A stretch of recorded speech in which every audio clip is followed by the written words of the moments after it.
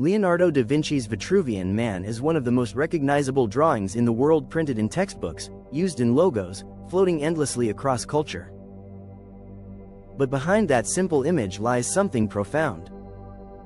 It is not just art, it is an idea, an equation of existence.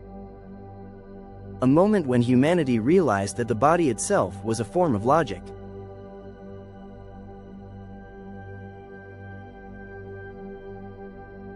Leonardo da Vinci was born in 1452, in Vinci, Italy, an illegitimate child, formerly uneducated, yet destined to rewrite the meaning of genius. He was a painter, engineer, anatomist, musician, and philosopher. He studied flight by watching birds, dissected corpses to understand motion, designed machines centuries ahead of his time. He believed that art and science were not opposites, they were reflections. That to paint a flower, one must first understand its geometry. That to measure a body, one must first understand its soul.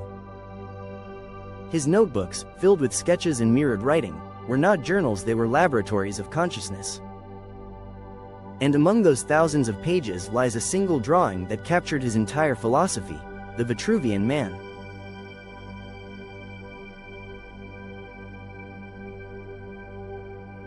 Around 1490, Leonardo opened a copy of a Roman architect's treatise De Architectura by Vitruvius. Vitruvius had written that the human body is the measure of all things. He believed architecture should reflect the proportions of the human form. Leonardo decided to test that idea. He drew a man, arms and legs extended, inscribed within both a circle and a square. It was not just symbolic. It was mathematical. He measured every limb and line, writing meticulous notes in Latin. The arm span equals the height. The navel is the center of the circle. The genitals are the center of the square. The ideal body follows the same ratios found in nature, what we now call the golden ratio. In doing so, Leonardo united art, anatomy, and geometry as if drawing the blueprint of creation itself.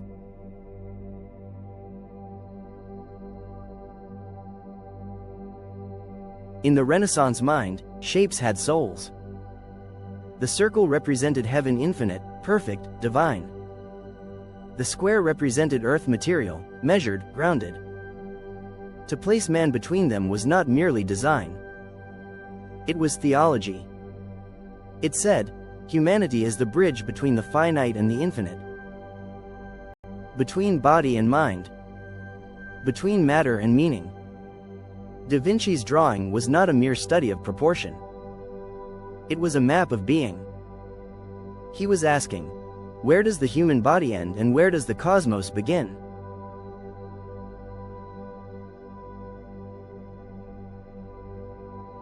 Leonardo's genius lay in collapsing boundaries.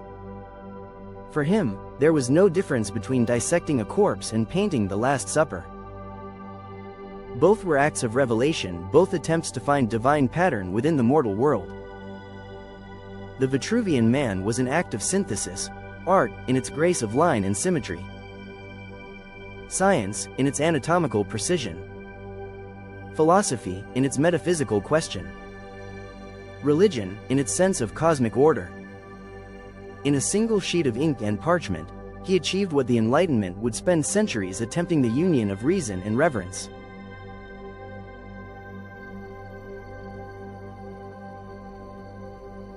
For millennia, mathematicians had tried to do the impossible, to construct a square and a circle of equal area using only a compass and straightedge. The Greeks called it squaring the circle. It was not just a geometric puzzle. It was a metaphor to reconcile the divine and the human. Da Vinci attempted it with the body itself. He used man as the missing link between spirit and matter, a living geometry. His Vitruvian Man was the visual solution to an eternal paradox. Not mathematical perfection, but philosophical symmetry.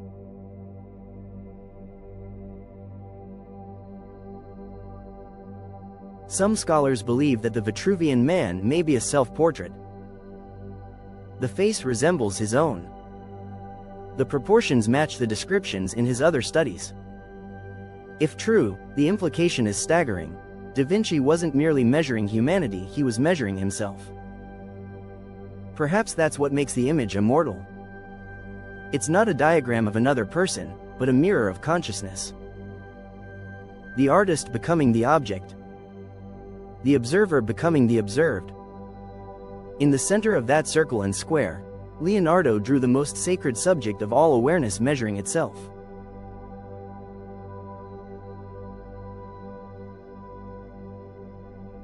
The Vitruvian Man reshaped not just art, but the way we perceive the world. It influenced anatomy as the basis for medical illustration, architecture through human-centered design, engineering as a guide for proportion in mechanics, philosophy as a meditation on harmony. Today, his figure appears in textbooks, NASA reports, and even digital interfaces. It remains the universal symbol of balance, the reminder that human beings are both equation and enigma.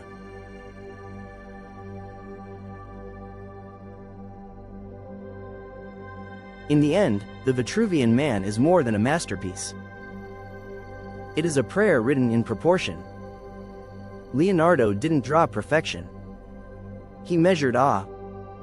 He taught us that beauty is not ornament, it's order. That art and science are two languages speaking the same truth. And that the measure of humanity is not in what we create, but in how we connect the seen and the unseen. The human body is the measure of all things. Vitruvius, art is the queen of all sciences. Leonardo da Vinci. If your mind enjoyed this, engage with Braingasm pages, like, share, comment and subscribe.